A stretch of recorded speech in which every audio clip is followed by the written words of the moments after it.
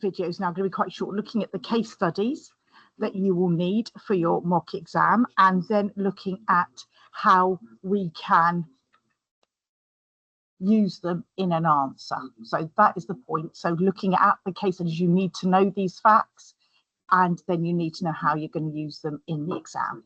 So first one to look at is our tectonic hazards case studies, and we have studied earthquakes. We studied two, one in an LIC, which was Nepal, and one in an HIC, which was Japan. The questions on these often like you to compare, so you do need to know both. You do need to be able to compare across. So if we look first of all at the impacts, so the impacts in Nepal was 700 schools was destroyed and 900 people died. And those are both primary impacts. That means they happened as a direct result of the earthquake. 3 million people were made homeless, and it cost $5 billion. And those are both secondary impacts. So they happened more long term. The responses in Nepal was that World Vision gave 8,000 food kits and the Red Cross gave 500,000 tents. Both of those were immediate responses. Then we moved to Japan, where 15,854 people died, which was a primary response. 340,000 people were made homeless. 4 million people had no electricity for a month, and the cost was 235 billion. These are all secondary impacts, so again, more long term. The responses in Japan was initially 500,000 people were evacuated, and the Red Cross received $1 billion in donations. They then had a long-term response in that 30,000 new houses were built by 2020. So those are the facts you need. And the next thing then we need to look at is the question. So how do we fit that into a question? So here is a question. We've got figure 5, which shows photographs showing an immediate response. So it looks like the Red Cross are handing out food and water. You need to think, why is that important? How does that help people? And then we have a long-term response to a tectonic hazard in Haiti, and they're rebuilding the houses. Hopefully they are earthquake resistant houses in Haiti.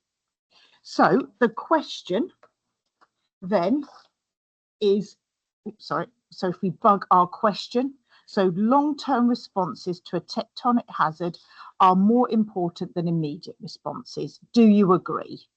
Use figure 5 and one or more examples, explain your answer. So our boxing the question is explaining the answer. That's what we have to do. We have to explain why responses are important. However, what we have to do for this question is we have to consider long-term responses and immediate responses. We have to use figure 5 and one or more examples. So to get to the very top level, so mark 7 to 9, we have to make 3 points, at least, that's a minimum. We have to use our case study. We have to also make reference to the figure, so make reference to these photographs, and we need to evaluate. So how can we structure this answer? So the examiners for those top marks like to see that you have discussed. They like discussion.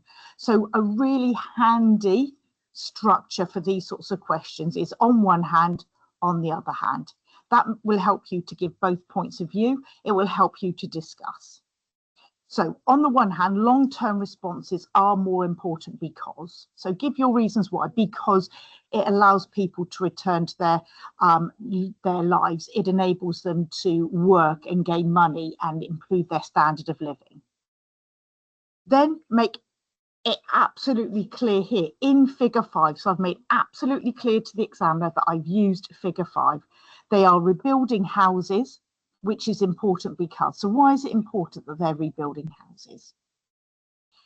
Then I've used my case study. So in Japan, they did this, they built 30,000 new houses by 2020, giving people whose houses were destroyed somewhere to live, which is really important because it helps their quality of life. So you're explaining, so I've done everything in this paragraph. I've talked about long-term responses.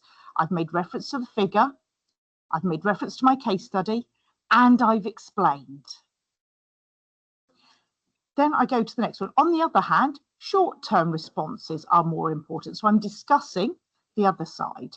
For example, in Nepal, World Vision sent 8,000 food kits, and this was important because it helped people survive initially, it helped people get over the initial trauma, it made sure people didn't die from starvation. I then also use my Japan case. You wouldn't have to, I've used my case study once, but in Japan, 500,000 people were evacuated, and explain why. Then the very last bit is a conclusion. So on these 6 and 9 mark questions, they always want a conclusion. So here we are, overall. This is where you make your decision.